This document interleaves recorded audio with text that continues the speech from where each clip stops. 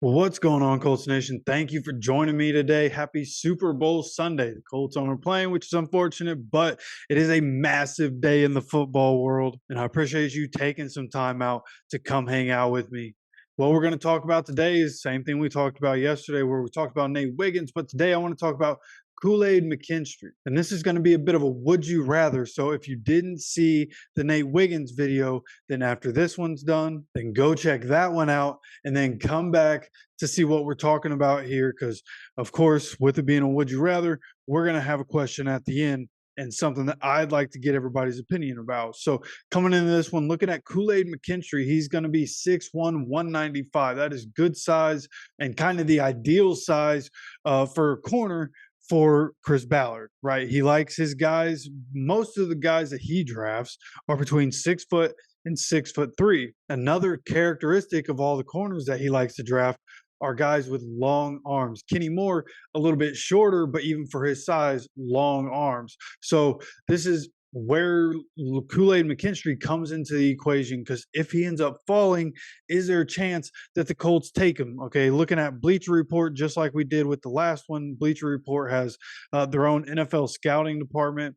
Not sure, how much to trust all of this. I'm just assuming this is a fairly credible source, something that as you look at the tape, you can kind of see some of this stuff anyways. So, what they're talking about here, he has a long arm defender who shows the versatility to play in man and zone coverage and shows good vision and route recognition. Now, being able to play in multiple coverages is really the thing that you hope to get from any cornerback coming into the NFL. Can this guy, like, most guys are going to be able to figure out how to play in zone, right?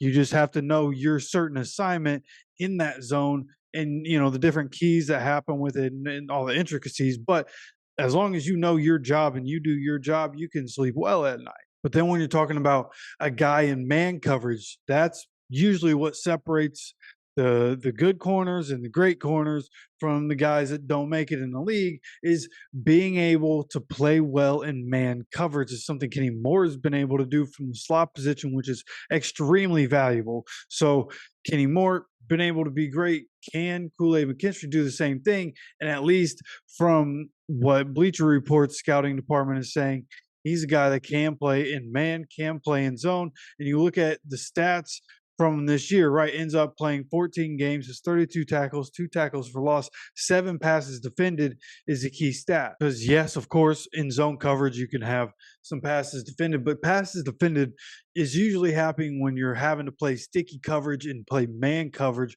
So the fact that he had 7 of them in a single season in 14 games is really good. You see a lot of guys in the NFL not make it to that number. So this is a guy that, just in the early part of this, he physically everything Chris Ballard would want. 6'1", 195, has the long arms, also can play in man and zone coverage, has good route recognition, which comes down to football IQ, being able to know, a lot about the game and knowing how receivers are going to do what they do so that you can kind of read their hips and read their shoulders. That's kind of what, cornerbacks are built to do. You're reading the feet, you're reading the hips, you're reading the shoulders. And if Kool Aid McKinstry can do that, which he's shown the ability to be able to do, then that's going to be very valuable coming into the league. So that's why he's getting the first round grade. Everything we've talked about right there is why he's getting a first round grade. Not a whole lot of guys have that full package like that, right? Then you think about the intricacies of the position. He shows the ability to be able to sink his hips into breaks, and he has the quick feet to be able to transition from one way to another and to go from a cut and start moving again. He has that good lateral movement, good lateral quickness. He has the good acceleration, and all of that matters because he has good burst driving to the ball. If it's comeback route, boom, he's driving back to it.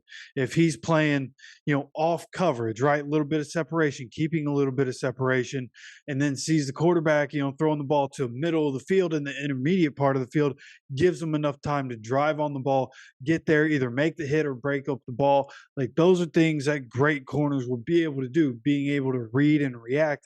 And he has the ability to use his quickness to be able to get to that, right? And that speed and that quickness is extremely important, right? This is a guy that, again, 6'1", He's a long strider and he's fast, right? Being over 6 foot, being able to be as fast as he is, he's going to be able to carry receivers deep down the field. And he's going to be able to stay calm with the ball in the air because he can trust his size. So all the positives are there. Everything you could want in a starting cornerback, like it sounds like Kool Aid McKinstry could be a guy. When you look at the tape, it would tell you that he very easily could be a guy in the NFL, especially playing in the SEC. So many good receivers that he had to play against. So it's very possible he comes into the NFL and he's able to get in a position where he can dominate. And when we talk about playing in the SEC and you think about the upcoming draft, guys from LSU that are going to go in the first round are Malik Neighbors and Brian Thomas Jr. So I wanted to know, when Alabama played LSU and the competition being as high as it is in the SEC,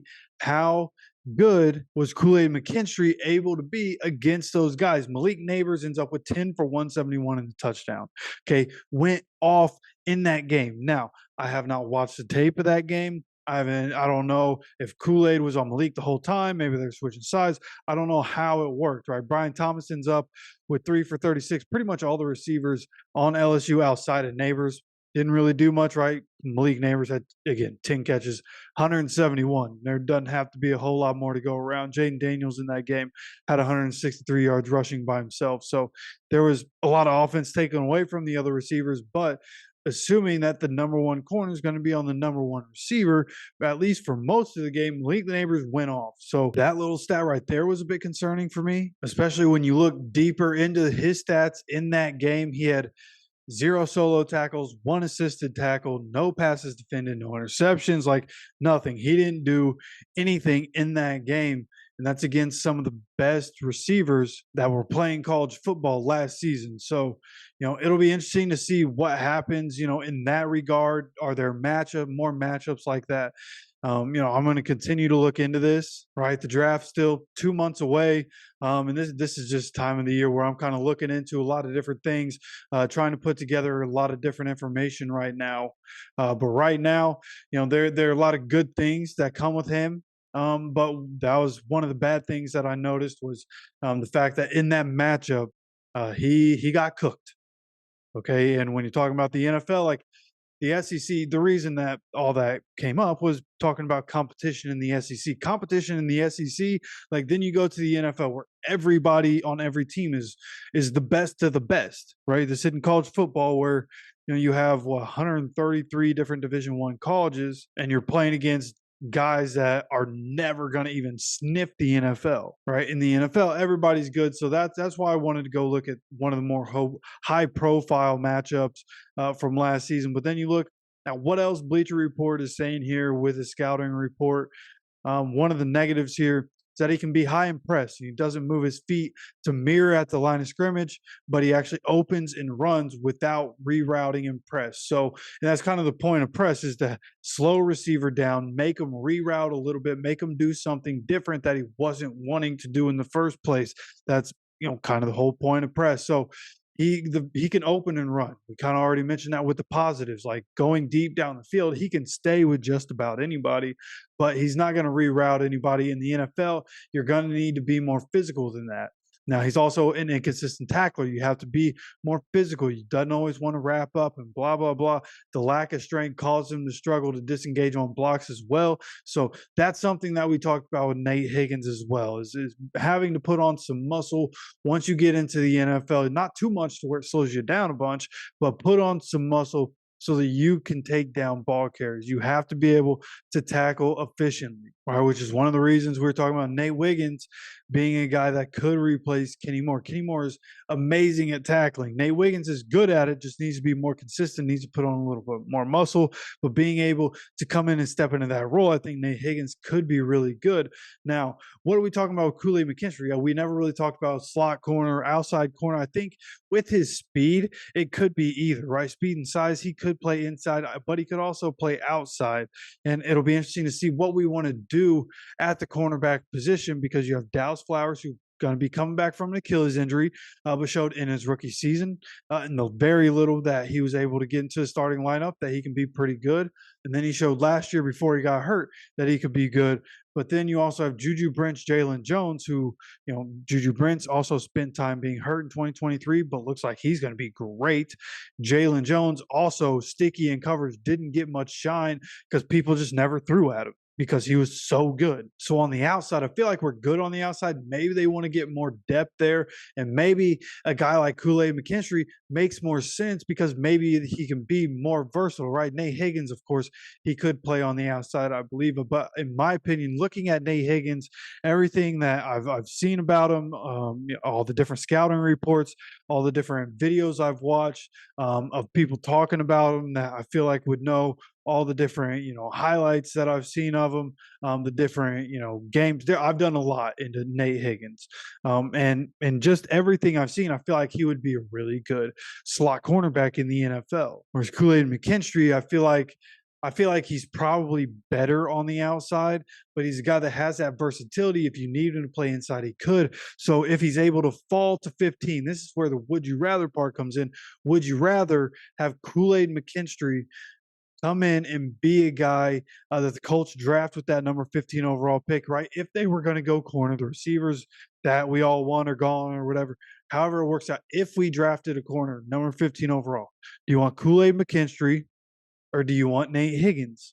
And in my opinion, like, I think I just sometimes I have a feeling about things, and I try to look at more what's out there and take what everybody says into account. And sometimes I'll try to switch my opinion and end up wrong.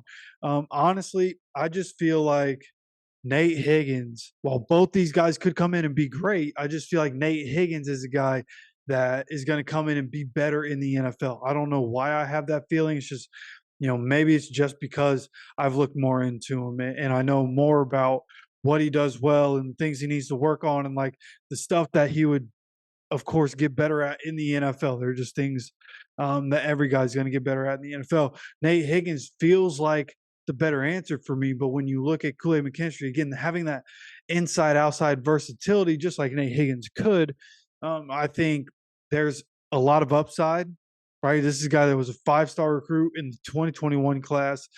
He was a punt returner in 2022, 2023, so he can do multiple things.